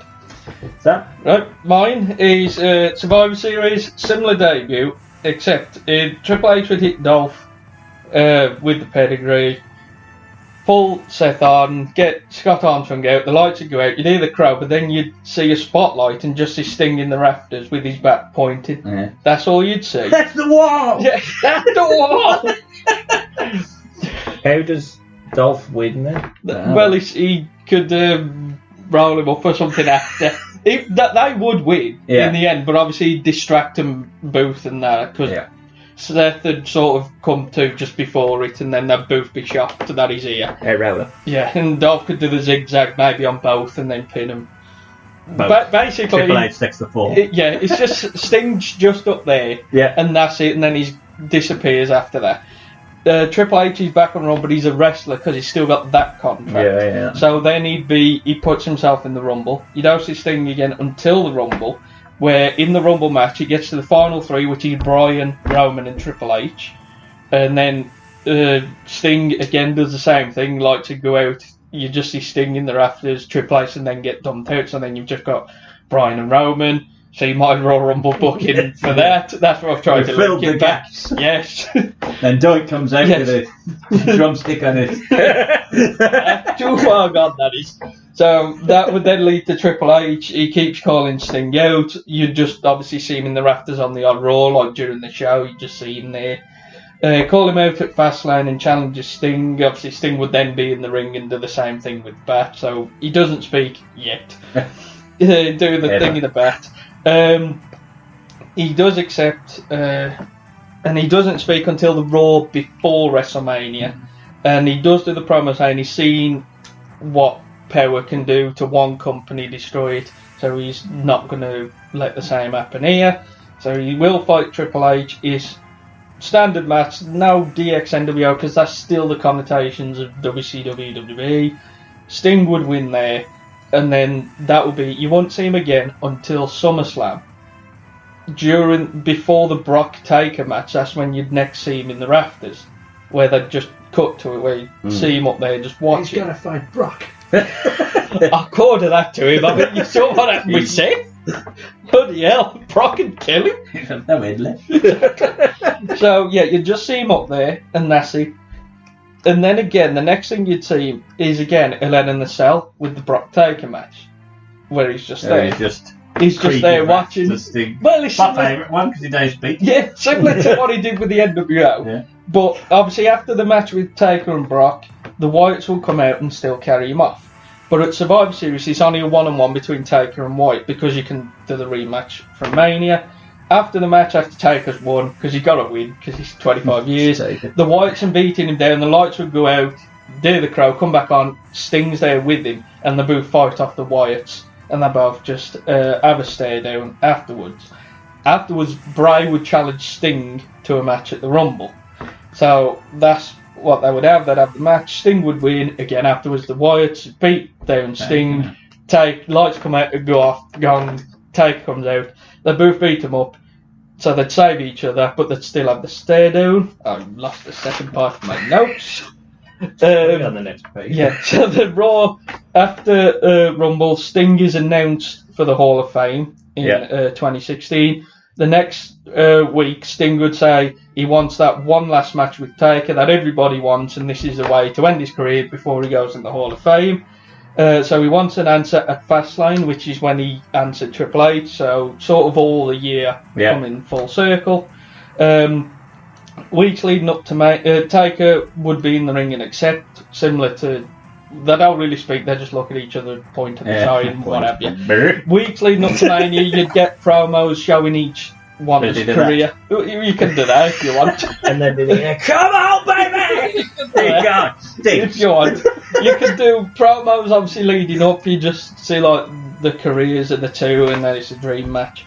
The last Raw before Mania, Sting would cut a promo on his career and that this is what everybody wants and it's what he's always wanted. It's just never happened until now it can happen. The last SmackDown before Mania, Taker would cut a promo about Sting as well, saying a similar thing. He would say he exercised the demon against Brock because he would beat him at SummerSlam, although dubious. But there's the one demon that's always eluded him, the fact that everybody wants to see what would happen with Sting, so that's the biggest demon he wants to get rid of. So that would be the match that they have. He respects Sting, but his career will rest in peace, is what he'll say at the end. They'll have the match at WrestleMania. Sting's attire, he would mainly be Crow, but there'd be elements of the Surfer in him, so he'd sort of have his tights because they had the Can he have a full Crow, but with blonde hair? If you want, whatever. But you know, trying to, because it's his last match, he's going to have elements of no tomato face. Sting. Well, you could have half red, half black, white, black and white, or red and white. Sorry, you could do that and have his bit of his surf. Well, don't you want his tomato head? I don't want to sell with part Bagofi, some tea paint, TNA run or something. You know, something like that because it's his last one. Taker's attire would be the grey one, similar to at Mania 13, because obviously it's the dream match, so just get all the pomp and circumstance in the match. It would be a bit of a competitive match because Taker at this point was still somewhat mobile and he could carry Sting a little bit. Yeah, he could move. Taker would win in the end. Afterwards, Taker would shake Sting's hand. Lights would go out, Taker would be gone, and it'd just be Sting on his own in the middle of the ring. I would actually have this as the last match, because it's Because it's dark. Because it's dark, but it's also because it's Sting's last match. Yeah, exactly. So it's a feel-good thing, Thank you, Sting, and all this, and that's how you can that's how Vince would finish know it. Well, fuck Vince. Fuck Vince and his watery eye. But that's how I'd do it. That's how I'd do it. Take would still win. He probably would. But that's how I would book Sting in WWE. And there you have it. 3 different ways, and dare I say, everyone Taker be Sting. Yes, better ways to use Sting, all including Taker. Anyone who says that they wouldn't use Taker is a liar. But do let us know. Why do you lie? Let us know if you felt that you could have rebooked it better, and you can do that at our Twitter page, which is at BCCPod. Or on our Facebook page, which is facebook.com/BCCpod, or our website, which is bettercallcreative.com. And we round out the episode, as we always do, with a fantasy card, a 6-match card. But this card is not going to be including Sting, or certainly mine isn't, as it is... Oh, you've put Sting in. You couldn't help yourself. It's Sting's best opponents. I suppose he's never fought himself. He fought Fake. Or did he fight him? So he did. So he you just replace it with Fake. It is you might be using the back. Sting's best opponents, or most notorious opponents, versus people who Sting has never fought before. Sam, as you rounded us out, yes. My again slight caveat is the matches, the ones he's never faced, and the ones I'd like to see him face. So dream on. So he's his opponents, the Steiners and Vader in a 6-man, because I forgot Vader, so I put him in a 6-man against the Wyatts. In the first match. I thought you was going to say Jim Brunzell again. No, not Jim Brunzell. No, jumping Jim Brunzell. Your boy. And I would have to put over Vader and the Steiners, because I think they would just be throwing him about, to be honest. Even if Braun is there, they're throwing him about. That's just... the first match for me would be Kurt Angle, who we fought in TNA, versus Owen Hart. And I put Kurt Angle. You put him on the other side. I would put over Kurt Angle. My first match would be Triple H. We've just seen him, so I've got to use him. Definitely thought versus Kenny Omega. You're not a fan, are you? No. I like Kenny. I mean, he's a bit of a cock, but I do like him. I think he's good. I think he's town a bit down. Yeah. Be a heel. Definitely be a heel. I like it. And I would put over Triple H just because the internet will hate me. My next match is Hollywood Hogan. Yes. Versus The Rock. Yeah. Because that happened, and Rock v Sting, we wouldn't want to see that. No. And I would put over The Rock. The worst Scorpion Deathlocks. And Brett can just come out and go, far out. I did it better. Well, my next match would be The Big Show, because we saw it, all 6 seconds of it. And in WCW. Yeah. Versus Andre the Giant. Oh my God. Because I think Sting was probably wrestling right at the back end of Andre's career. Yeah. Probably never went through Florida when Sting was there, did he? Nah. I can't 100% guarantee he didn't, but I'm pretty sure. I think he did, because I think Sting sort of come in like 86, 87. Well, he would have been WWE maybe 3 or so he was. And I put over Andre. What a match. What a top wrestler. My next Who's match doing the flip? Big Show is Kurt Angle. Yep. Versus Kazuchika Okada. Yeah. And I would put over Kurt. Meltzer loves you, don't he? Yeah. But Meltzer. My next match is the Great Muta. He did fight him. Versus the Undertaker. Yeah, he didn't fight him. No, he didn't fight him. And I would put over Taker. I have to put over Taker there. Very good match. About Muta. My next match, tag match, it is Triple H and Seth Rollins We saw them. Versus I've seen them. Stone Cold and The Rock. Ooh. They may have fought Steve Austin. That's the only thing. I don't know if he did. Yeah, I thought that. That's why I don't think he did in WCW. The man called Stan. I think Austin wanted it, but I don't think, even then, I don't think he did. Yeah. You might have thought him in a tag. If he did, But our purpose, substitute it with Becky Lynch. Definitely. I was mainly going for actual feuds, not just like one-off matches. I was mainly doing that as well, Yeah. so I did play it safe. I would put over Stone Cold / Becky Lynch on The Rock. Stone Cold Becky Lynch. Next match is Big Van Vader versus Keith Lee. Yeah. Toss battle. No, it wouldn't. And I'd put over Keith. Like My Keith next one Lee. is Rick Rude, who Sting fought in WCW. Now, I did put Kurt Angle because I forgot he fought him in TNA, so get rid of Kurt Angle and have Eddie Guerrero instead. Yeah, I don't think he ever fought, did Yeah. he? Eddie Guerrero v Sting, and Good shout. that had been a good match. And even against Rick Rude, that'd be a good match. I would put over Rick Rude in that. Much I like them both. I think Rude The at that internet are time. going to hate us. They already hate us. Nobody going to use Big Fat Jake from Halloween with a coal mine. It's climbing up the pole. That's a scaffold, not a pole. That's all it was. And that glove where you go, you don't have to use it. They got to come into play. What happened?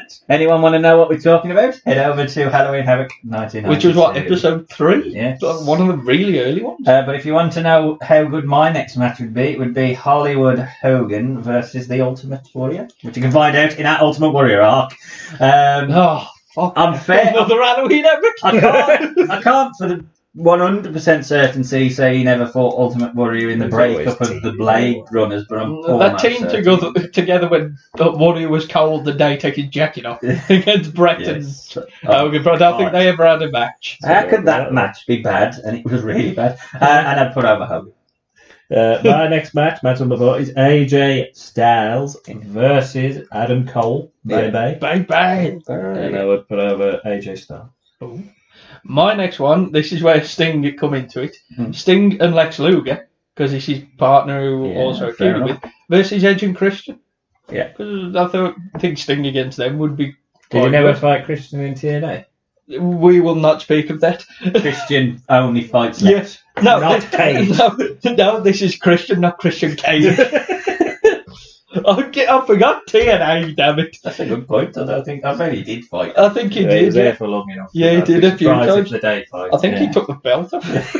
Thinking about it. But I would have to put over Sting Edge and Luger. Gangrel. What? Go on, then Edge and Gangrel. Edge and Jim Brunzell. Edge and Orton. There you go. A rated Yeah, RKO yeah. versus Luger and Sting. And I've got to put over Luger and Sting because it's Sting now. I didn't Not Jeff Luger. Farm. I can't believe I have It's his Luger. friend. Okay. My next match, Vampiro. Saw it. I'm going to check that out in the archives. Have a look at Sorry to Vampiro do with shit. versus The Fiend. Oh.